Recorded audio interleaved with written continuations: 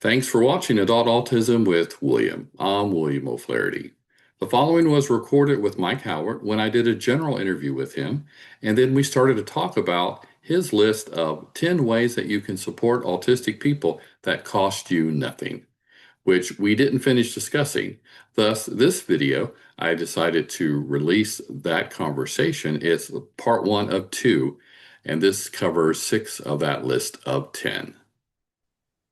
Well, now, Mike, one of the things I wanted to touch on is that on your Facebook page, which we'll have you share about later, as well as where people can get a copy of your book, you posted something that you share when you've done public talks, and that is 10 ways that you can support autistic people that cost you nothing.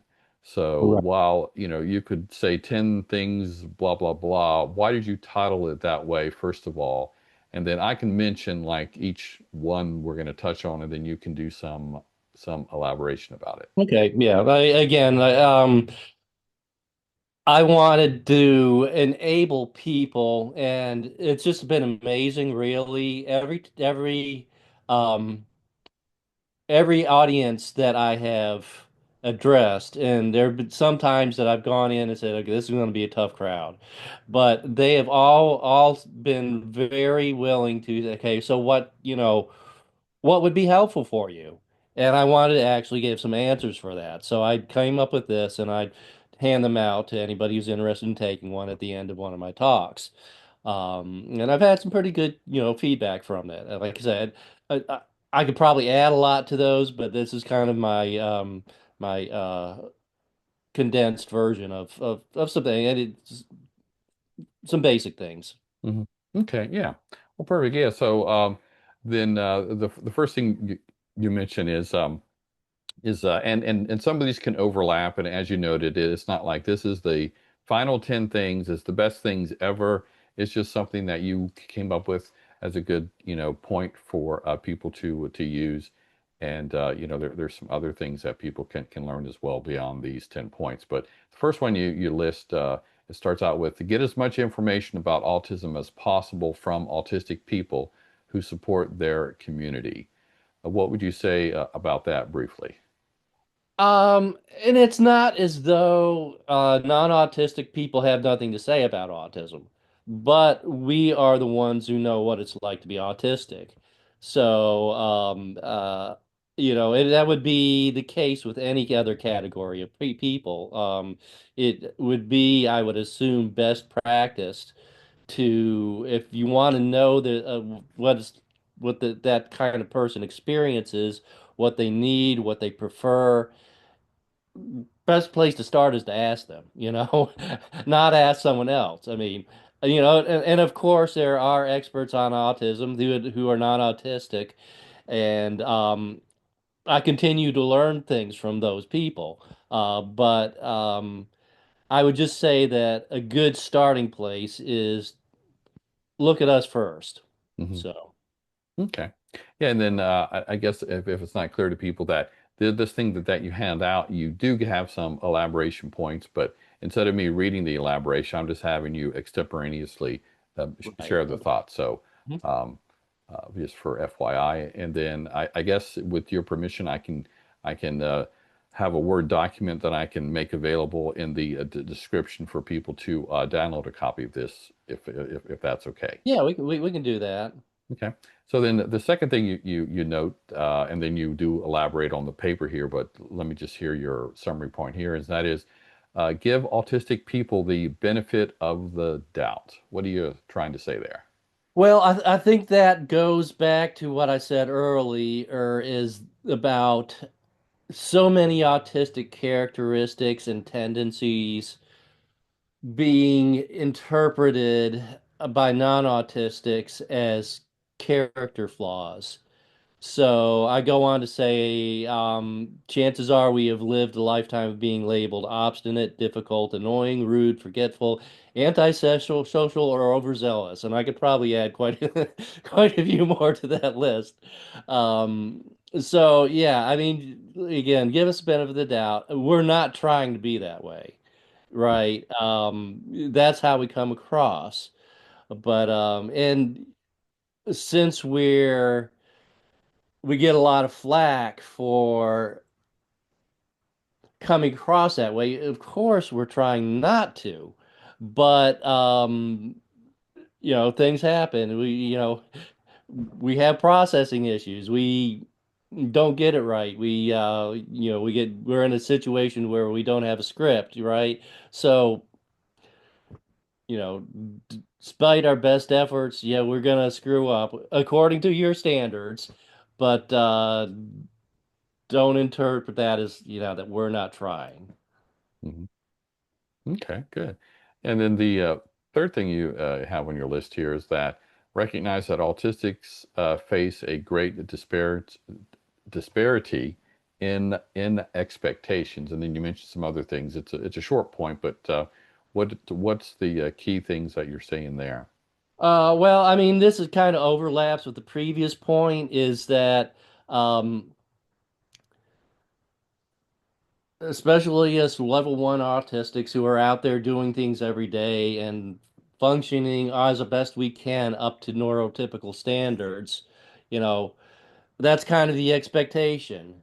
You are supposed to do that. You are supposed to make yourself functional. You're supposed to do what you have to make that happen. On the other hand, when we ask others to, okay, could you please understand that um, how difficult that is for me? How if you could just bend a little bit, or if you could just give it a little bit more effort, that would make my experience a lot better, and I would be a lot less anxious. I would be probably better able to function, a lot of times when you ask people that, so well, why should I? So it's like a yes, we're supposed to put in the extra effort, but when we ask others to do the same, a lot of time that's a very hard sell. Mhm. Okay. Fourth you have on the list is acknowledge the importance of a positive understanding of autism. Yes, and I mean, I don't want to overstate this. I mean, some people might be wondering, okay, is he on team social model or team medical model? My answer is yes. Um, and I don't necessarily like the fact that uh, the theoretical models that we have force us to make that choice. But the one thing that the social model people do is they give that whole affirming thing, and I'm 100% for that as long as it's not overstated. Because there are, especially on the lower levels, real, I mean, I guess for back letter words, handicaps. You know, I have a hard time saying that somebody who will never have anything resembling a normal life. It's just a difference, okay? So I am sensitive to that. But having said that, um, it's not helpful for me for someone to think of me as defective. All right, I see it as a difference, disability, not a flaw. Okay, other good and reasonable people might see it differently, but just for me, that's that's going to help me a lot, right? And this will kind of bleed into the next one. So you can ask the next, t do the state the next one now.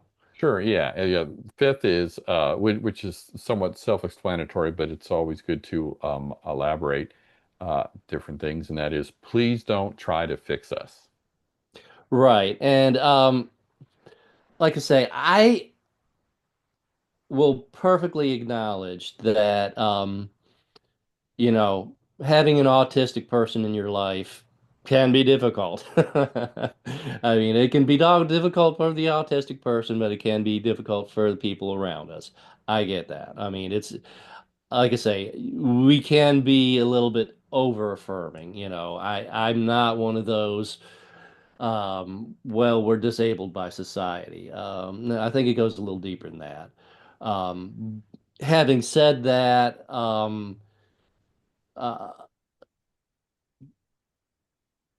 many of the efforts to try to fix us or to act a certain way or to function as though we were neurotypicals was kind of used in another example, kind of like trying to make a left-handed person right-handed, right? Um, you can maybe make it happen, you can maybe do an approximation, but it's not their natural inclination and it can do a lot of harm. So, as far as medical interventions, DBT, ABA, I don't have a really firm um, opinion on those. I know a lot of people do. Um, I think that the way a lot of that has been administered in the past have been highly problematic. Like I say, trying to force us to be the behavioral equivalent of something we're not. If there's a way to do it that is focused at um, the well-being of the autistic person and their ability to do their best, as opposed to just making them more presentable or less of a bother for the people around them, and considers their integrity and all that. I think, then I don't have any qualms. But I don't really know enough about them to say that I'm categorically on one side or another in terms of interventions. Okay. The sixth thing on the list is recognize that we are not all alike. And we already talked about that. It's a spectrum. Um, is it a spectrum of more autistic to to less autistic? Maybe in a way, but I don't think it's necessarily that straightforward. Mhm. Um, and having said that, that means our strengths and challenges can vary very widely. Um, and I think that this is a lot of things that the general public doesn't necessarily get is okay, what makes somebody autistic as opposed to non-autistic? Well, it doesn't have anything to do with one trait, or even a set of traits. It's just kind of how those traits all align and fall together as to what makes one person autistic and what one person not autistic. Aside from that diagnostic threshold, we can vary widely, right? And one example I give in the book, somebody who's very close to me on the autistic spectrum might be my polar opposite on the political spectrum. And it's just because we're individuals, um yes, there are similarities and there is overlap and all kinds of things, but when it all boils down to it, we are people and people are different. Yeah. Right, yeah, and then I did a video addressing this from a different angle, and that is, um, uh, now I'm forgetting the title of it here, and that is, everyone is a little bit autistic, which is Right. a whole other thing. But I use that to kind of touch on some of the things that we've just been talking about, and that is I actually went through not every aspect, but the major points in terms of a diagnosis. Since I don't have it in front of me and I don't have it memorized perfectly, I'm going to just do a broad stroke, and that is the first group of things, and I'm confusing criteria versus criterion, which is plural, which is not a point to figure out at this point. I'm sure people listening are going to instantly remember, or they can easily look it up. But anyway, the first major category, there's three things that have to be true for a person to get a autism diagnosis. That is, if other things are met as well. But each of those three, what they are, you have to check out that other video, or just look up the diagnostic criteria. And then in the next major group, there's four, but only two of the four have to be met. And so I asked ChatGPT, or I did a search to say, okay, if you have, three characteristics and four, and you have to be two, what are the combinations?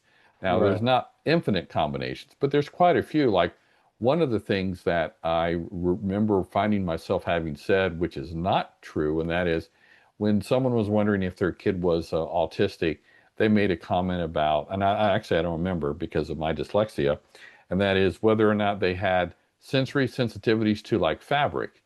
And Mhm. so I made the general statement like, oh yeah, being having sensory issues is a characteristic of autism. It is and it isn't in the sense that that falls into the second set, which has four different things, and you only have to meet two of them as long as you meet the first three. And so that's a key thing as to why we are not all alike. And so there's a variety of ways of talking about that, but I feel that that's a key thing to keep in mind. All right. Well, let's go ahead and finish up with having you share about where people can get a copy of your book and then where they can find you online. Okay, my book is on Amazon. Not Me, Us, the story of a middle-aged autistic and the quest to empower others with similar stories. I think I got it on permanent markdown for 950 US dollars. Um, and my new website, after doing a lot of experimentation on social media and just deciding to start over again, is called Lost Wisdom. And it's basically, I call it that because us much later diagnosed individuals are colloquially named as the lost generation. So I'm just coming from that perspective. Okay, and that's actually a Facebook group, right? Facebook group, correct. Hmm. Okay. All right. Well, great. Well, we encourage people to check out that on Facebook, and then I'll have a link in the description for people to check out your book on Amazon as well. Well, Mike, I Wonderful. appreciate you taking the time to visit with me and chat about these things. And I Oh yeah, I've thoroughly enjoyed this. I hope we have a chance to do it sometime soon again. Right. Yes. Well, in fact, I kind of unintentionally set it up to where since we didn't touch on those last four, we'll Mm. at least do another chat to talk about that. But if everything goes well, if I remember, we'll have a link in the description that'll give a people to have a chance to get the copy of all 10. But then when we have you back on the program to share about the last four, we'll probably recap those first six and then also elaborate on the seven that's not in the paper as well. So people will want to be sure to be on the lookout for that as well. Okay. So thanks again, Mike, and we'll talk to you soon. All right. Thank you, William. Thanks for joining me for the show today. Originally, the conversation was part of a general interview with Mike. Find a link in the description for it. As mentioned at the start, I will release a video with Mike as my guest again to finish this list. So look for that soon. I hope you enjoyed what you heard today. There is a link in the description for a PDF version of the entire list, but it doesn't contain our conversation. Rather, it is the handout Mike uses when he speaks. Speaking of speaking, you can reach out to him if you'd like to have him as a speaker. I'm also available as well. You can reach him via his Facebook group. There is a link in the description for that, or use the contact information on my website, and I will pass it on your interest to him. If you haven't already, please consider liking this episode, subscribing to my channel, and sharing this show with others.